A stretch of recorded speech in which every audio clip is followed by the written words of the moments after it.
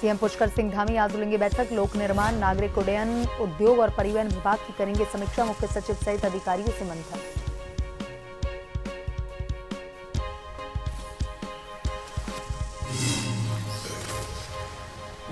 भरानी सेन विधानसभा में 19 अगस्त से होगा मानसून सत्र, अधिसूचना जारी। विधानसभा अध्यक्ष ऋतु खंडूरी ने कहा, सत्र बेहतर ढंग से किया जाएगा संचालित।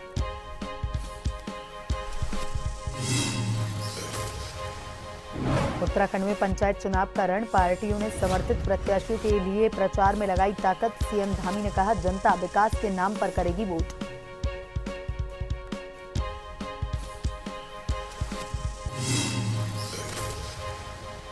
उत्तराखंड के पर्यटन मंत्री सतपाल महाराज ने ली बैठक। कहा, साल 2025-26 में 48,676 लाख की योजना हुई स्वीकृत। विभागीय अधिकारियों को दिए निर्देश।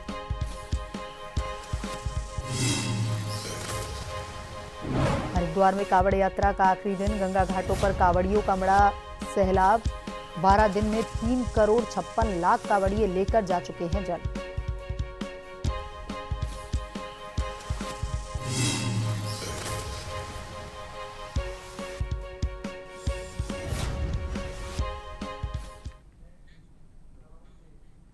और अब खबरें विस्तार से। मुख्यमंत्री पुष्कर सिंह धामी आज विभागों की समीक्षा बैठक लेंगे। सचिवालय में समीक्षा बैठक होगी। लोक निर्माण विभाग, नागरिक उड्डयन विभाग की समीक्षा बैठक होगी। दोपहर में उद्योग और परिवहन विभाग की समीक्षा बैठक होगी। मुख्य सचिव आनंद वर्धन बैठक में मौजूद रहेंगे। समीक्षा से संबंधित विभागों के आला अधिकारी भी मौजूद रहेंगे।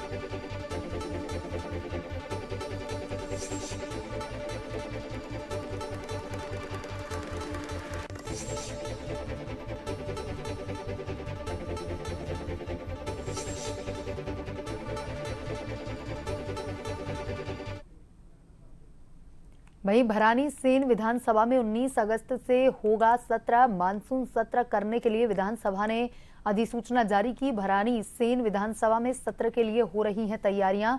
विधानसभा अध्यक्ष ऋतु खंडूरी ने कहा कि भरानी सेन विधानसभा में मानसून सत्र बेहतर ढंग से संचालित किया जाएगा। सभी मंडप में ई मेवा के तहत डिजिटाइजेशन व साउंड प्रूफ का काम पूरा हो चुका है।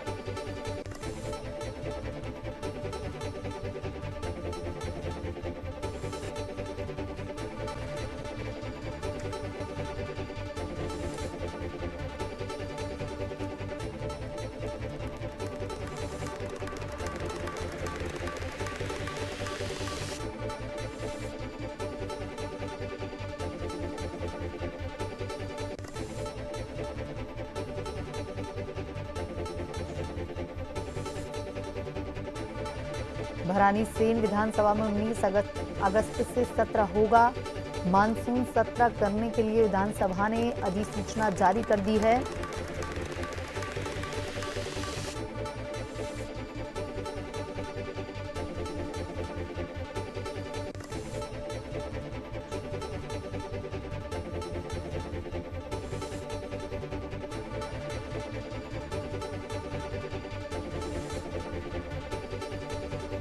और इसी खबर पर ज्यादा जानकारी के साथ हमारे संवाददाता शैलेंद्र पांडे फोन लाइन पर जुड़ चुके हैं। शैलेंद्र, भरानी सेन विधानसभा में 19 अगस्त से मानसून का सत्र शुरू होने जा रहा है।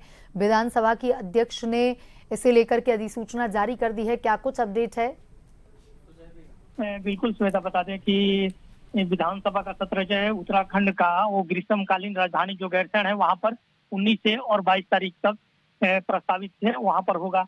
इसके लिए विधानसभा अध्यक्ष ने कहा कि पूरी तैयारी वहां कर ली गई है। और उत्तराखंड की एक ग्रीष्मकालीन राजधानी गैरसैंण है, तो वहां पर एक सत्र ग्रीष्मकालीन में होता है। पिछले साल भी इसी समय हुआ था और इस साल भी 19 से 22 अगस्त तक ये सत्र प्रस्तावित है। सबसे बड़ी बात है, इसके लिए पक्ष और विपक्ष दोनों तैयार हैं।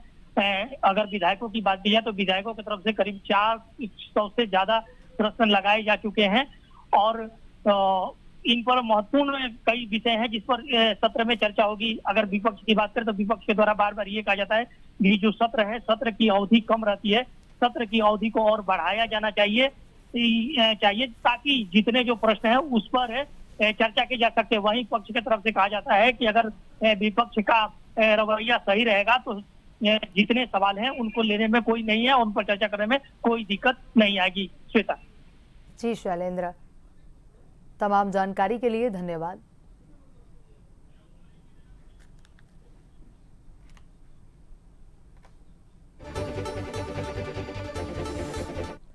वहीं उत्तराखंड में पंचायत चुनाव अब निर्णायक मोड़ पर हैं। भाजपा और कांग्रेस ने अपने समर्थित प्रत्याशियों को उतार करके प्रचार में पूरी ताकत झोंक दी है।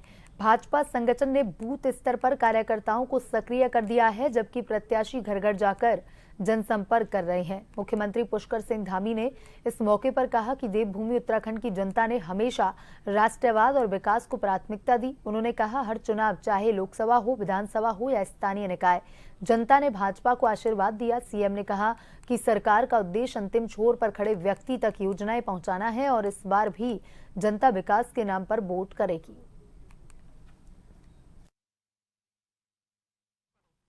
देवभूमि उत्तराखंड के लोग हमेशा से उन्होंने विकास को प्राथमिकता दी है, राष्ट्रवाद को प्राथमिकता दी है और हर चुनाव में उन्होंने अपना आशीर्वाद देकर हमें काम करने के लिए प्रोत्साहित किया है। इस चुनाव में भी, चूँकि ये ग्राम सभाओं का चुनाव है, पंचायतों का चुनाव है, समाज के अंतिम छोर में रहने वाले लोगों का चुनाव है, उन तक सरकार की योजनाएं पहुंचनी है, राज्य की, केंद्र की। तो मैं यही कहना चाहूँगा कि जैसे उन्होंने चाहे लोकसभा हो, विधानसभा हो या नगर निगम हो, नगर पंचायतें हो, नगर पालिकाएँ हों, सभी में भारतीय जनता पार्टी को अपना आशीर्वाद दिया है, समर्थन दिया है।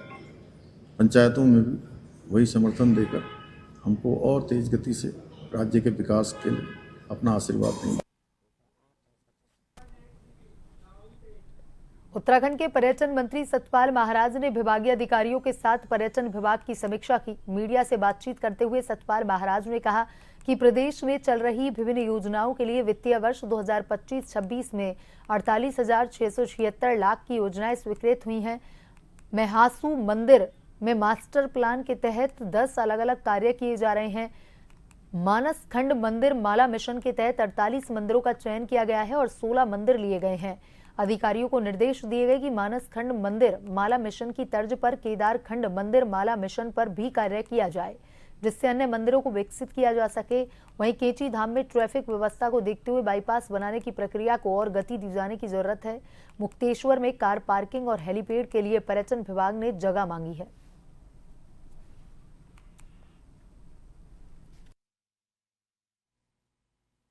वित्तीय प्रगति जो है 2025-26 में पर्यटन विभाग में कुल 48,676 लाख 5,000 की योजनाएं स्वीकृत हुई हैं।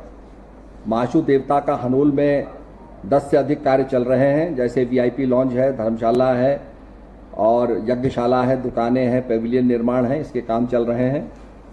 और इसके साथ साथ 2,246 लाख 76,000 व्यय हो चुका है। मानसखंड मंदिर माला मिशन में 48 मंदिरों का विकास हेतु चयन किया गया है। प्रथम चरण में 16 मंदिर हमने लिए हैं, जिनमें 125.25 जो है लाख जो हमने स्वीकृत किए हैं।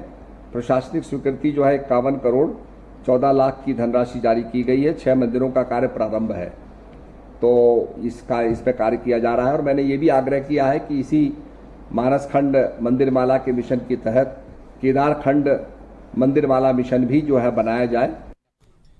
वहीं हाईकोर्ट के चीफ जस्टिस राकेश थपलियाल ने गैरसैंण में बीते दिनों राजनीतिक दलों को फटकार लगाई, जिस पर सत्ता पक्ष जहां अपने विभिन्न तर्क दे रहा है, तो वहीं कांग्रेस के वरिष्ठ उपाध्यक्ष सूर्यकांत धस्माना ने कहा कि यह फटकार सिर्फ कांग्रेस पार्टी को नहीं बल्कि भाजपा सरकार पर भी लगाई गई है। उन्होंने कहा कि जब हम सत्ता में थे तो हमने टेंट में गैरसैंण में विधानसभा सत्र करवाया था। आज वहां पर 8,000 करोड़ की जो प्रॉपर्टी बनकर खड़ी है वह कांग्रेस पार्टी द्वारा ही खड़ी की गई है। धस्माना ने कहा कि राज्य सरकार ने अपने 2 कार्यकाल में गैरसैंण के लिए क्या किया है। राज्य सरकार वहां सिर्फ खाना पूर्ति के लिए सत्र आयोजित करवा करके इतिश्री कर देती है। हमारी मांग है कि वहां कम से कम 1 महीने का विधानसभा सत्र आयोजित किया जाए।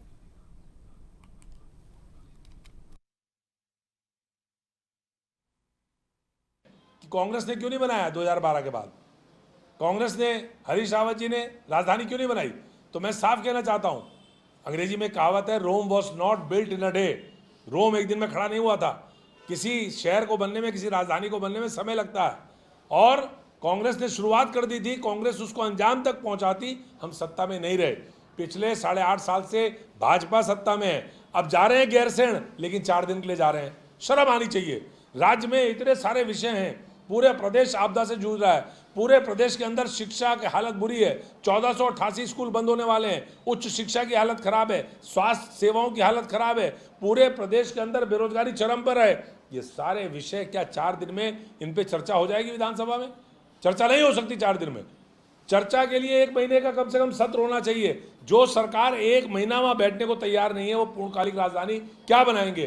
कांग्रेस पार्टी बनाएगी। हमने संकल्प लिया हुआ है, 27 में हम ताकत में आएंगे तो हम ये करके दिखाएंगे। वहीं हाईकोर्ट ने कुमाऊं मंडल के उधम सिंह नगर जिले के सितारगंज स्थित केंद्रीय कारागार में कैदियों के साथ हो रहे बर्बरता और चिकित्सा के अभाव के मामले में सरकार को वस्तु स्थिति स्पष्ट करने को कहा है। नाबालिग यौन शोषण मामले में अदालत ने दोषी सोभान की पिटाई से जुड़े मामले में जेल महानिरीक्षक ने अदालत को बताया कि बंदी से मारपीट के आरोपी डिप्टी जेलर और सिपाही कपकोटी को तत्काल प्रभाव से निलंबित कर दिया गया है। यह भी कहा कि जेल सुधार को लेकर सख्त कदम उठाए जा रहे हैं। जेल में बंदियों की चिकित्सा के लिए डॉक्टरों की कमी है। उन्होंने कहा कि 3 फार्मासिस्ट व्यवस्था देख रहे हैं। फिलहाल अस्पताल का निर्माण चल रहा है। कोर्ट ने इसे गंभीरता से लेते हुए मुख्य स्थायी अधिवक्ता चंद्रशेखर सिंह रावत से डॉक्टरों की तैनाती के मामले में प्रदेश सरकार से जल्द स्थिति स्पष्ट करने के लिए कहा है।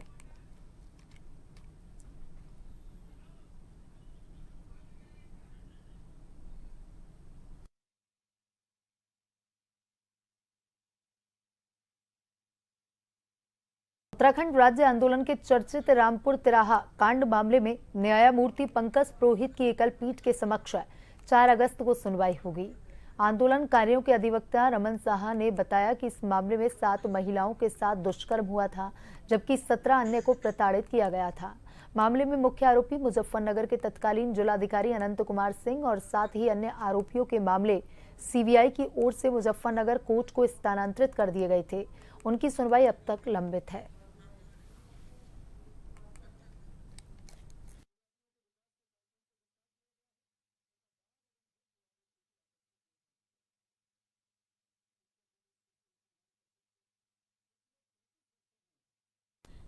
रामनगर तराई पश्चिमी वन प्रभाग में अवैध खनन, अवैध लकड़ी कटान और अभिवहन के खिलाफ वन विभाग ने बड़ी कार्रवाई करते हुए 30 से अधिक मामलों में अवैध लकड़ी पकड़ी है। इस अभियान में लगभग 15 लाख रुपए से अधिक कीमत की लकड़ी बरामद की गई है। जानकारी देते हुए उप प्रभागीय वन अधिकारी वन सुरक्षा बल रामनगर किरण ने बताया कि लगातार चल रहे गश्ती अभियानों के तहत कुल 50 लोगों के खिलाफ कार्रवाई की गई है, जिनमें से 30 मामले सिर्फ लकड़ी से जुड़े हैं। एसडीओ ने बताया कि ताजा कार्रवाई में 2 लोगों को चीड़ की लकड़ी के अवैध पातन करते हुए पकड़ा गया। इनके पास आवश्यक अभिवहन प्रपत्र नहीं थे। उनके पास से 8 गिलटे बरामद किए गए हैं, जिनकी मोटाई 3 से 4 फीट के बीच थी। इसके अलावा एक ट्रैक्टर ट्रॉली सागौन लकड़ी के साथ पकड़ी गई है, जिसमें सोख्ता लकड़ी भरी हुई थी, लेकिन उसका भी कोई वैध प्रपत्र नहीं दिखाया गया। एसडीओ ने बताया कि सभी पकड़े गए वाहनों को सीज कर लिया गया है। संबंधित रेंज कार्यालय को आगे की कार्रवाई के लिए प्रकरण को सौंपा गया है।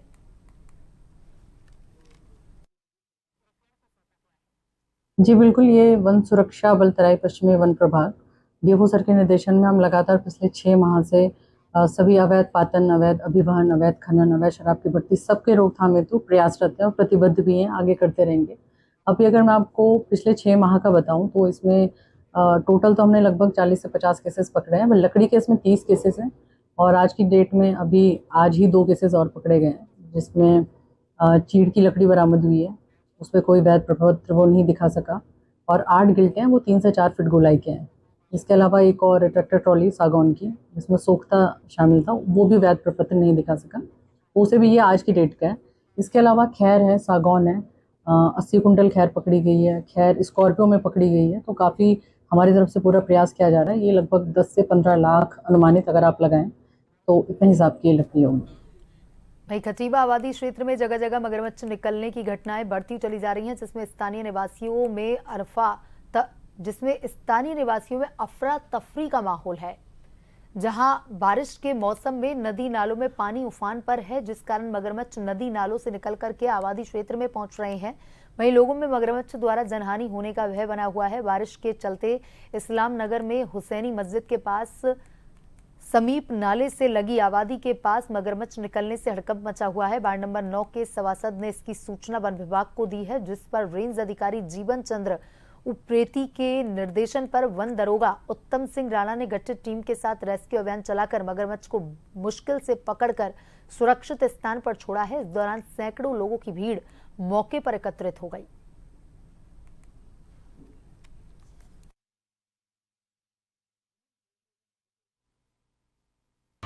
बरसात के इस मौसम में सांप और मगरमच्छ आबादी क्षेत्रों में निकलने की घटनाएं लगातार सामने आ रही हैं, जिसके निराकरण के लिए हमारे द्वारा रेस्क्यू टीमों का गठन किया गया है। प्रत्येक रेंज में रेस्क्यू टीम बनाई गई है, जो तुरंत सूचना मिलते ही सांप इत्यादि को सुरक्षित रेस्क्यू करके उसके जो प्राकृतिक आवास में है वहाँ पर छोड़ दे रहे हैं। पिछले दिनों इस्लाम नगर क्षेत्र में एक मगरमच्छ के निकलने की घटना सामने आई थी, जिसे सुरक्षित रेस्क्यू करके टीम द्वारा उसके प्राकृतिक आवास में छोड़ा जा चुका है। ये बात लगभग 5:30 बजे के आसपास की है।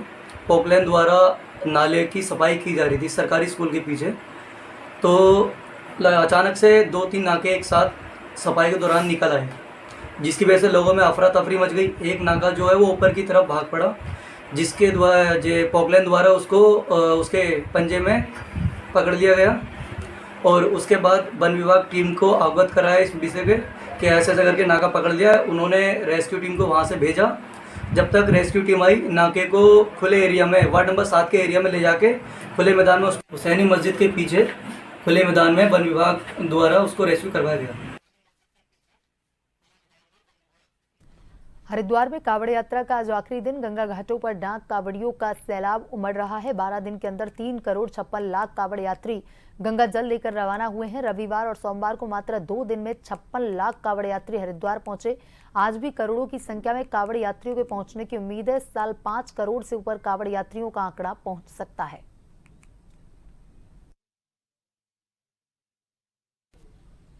मानसून की बारिश के दौरान आजकल सड़क मार्गों के बंद होने, पैदल मार्गों के क्षतिग्रस्त होने के साथ नदी नालों के उफान में होने से आमजन प्रतिदिन परेशानियों के दौर से गुजर रहा है। और बता दें, डुमक गांव जा रहे निर्वाचन कर्मचारी के दल को भी नदी नालों में खतरों को पार करते हुए 7 किलोमीटर पैदल दूरी तय कर पोलिंग स्टेशन तक जाने में पसीना बहाना पड़ा। हालांकि पोलिंग पार्टियां सुरक्षित डुमक गांव पहुंच चुकी हैं। खास बात तो यह है कि इससे पूर्व में हुए चुनावों में पोलिंग पार्टियों को डुमक गांव तक पहुंचने के लिए 2 दिन लगते थे, लेकिन इस बार 1 दिन में ही पोलिंग पार्टियां सुरक्षित डुमक गांव पहुंच गईं। पहाड़ों में मानसून की बारिश अब लोगों के लिए मुसीबत बन चुकी है। बता दें कि अचानक से नीति मलारी भाप कुंड के पास राष्ट्रीय राजमार्ग के ठीक ऊपर से अचानक एक बड़ा पहाड़ी का हिस्सा टूटकर राष्ट्रीय राजमार्ग तक पहुंच गया, जिस कारण वहां पर कुछ देर के लिए अफरा तफरी का माहौल बन गया। बता दें कि इस दौरान नीति मलारी भाप कुंड के पास राष्ट्रीय राजमार्ग के दोनों तरफ वाहनों की भी लंबी लंबी कतारें लग गई। हालांकि कुछ देर बाद संबंधित विभाग की बड़ी बड़ी मशीनें पहुंच गईं और सड़क खोलने के कार्य में जुट गईं। बता दें कि कड़ी मशक्कत के बाद आखिरकार संबंधित विभाग को कामयाबी हासिल हुई।